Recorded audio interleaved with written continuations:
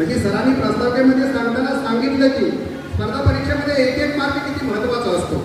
एक मार्क कमी पडला तर आपण 200 विद्यार्थ्यांच्या पाठीमागे जातो. म्हणून सरांनी जे मला प्रास्ताविकेमध्ये सांगितलं की त्या परीक्षा अतिशय महत्त्वाच्या असतात. आम्हाला या स्पर्धा परीक्षेची तयारी कधी कळेल? आमचं ग्रॅज्युएशन झाल्यानंतर कळेल. मॅडम आज आपल्याला या ठिकाणी लहान मुलांना पहिलीपासूनच आज आपल्याला या ठिकाणी सर्कल कसा गिरवावा, परीक्षेचं नेमका प्रश्न कसं वाचन करावं, आज पहिलीतली मुलं त्या ठिकाणी प्रश्नपत्रिका चांगल्या पद्धतीने उत्तरपत्रिका त्या ठिकाणी आज सोडवत आहे. आम्हाला हे कधी कळलं? ग्रॅज्युएशन नंतर कळलं.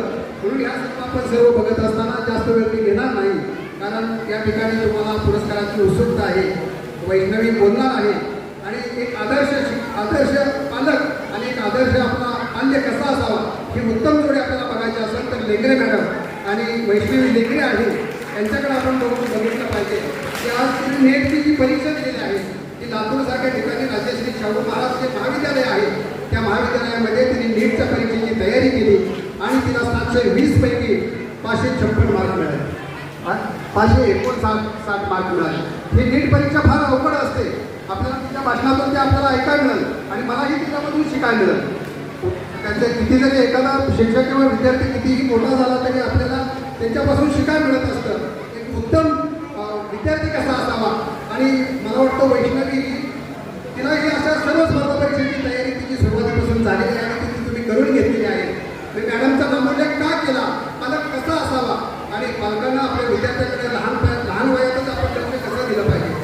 आता एखादा बीज असतो, बीज आपण जमिनीमध्ये पोहतो, जमिनीमध्ये पोहल्यानंतर त्याला थोडं पावसाचं पाणी मिळतं, पावसाचं पाणी मिळाल्यानंतर त्याचा अंकुर तयार होतो, अंकुराचं रोपटं तयार होतं, रोपट्याचं झाड तयार होतं, झाडाला फुलं येतात, फुलाला फळं येतात आणि त्या रोपट्याचं वटवृक्षामध्ये रूपांतर होतं. तर पालकांना मला सांगायचं आहे की आपले जे लहान बाळं आहेत हे बीज आहे.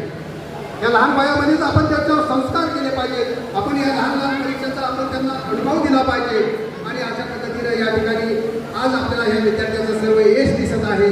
या ठिकाणी बसलेले जे प्राथमिक जिल्हा परिषदेचे जे शिक्षक आहेत यांची मेहनत ही फार महत्त्वाची आहे.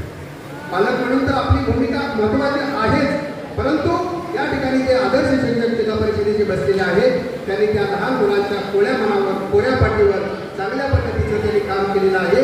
म्हणून जास्तीचा वेळ न घेता संयोजकांना मला या ठिकाणी बोलावलं, कोणत्याची संधी दिली, आमचा मान सन्मान केला, त्याबद्दल त्यांचं मनापासून स्वागत करतो.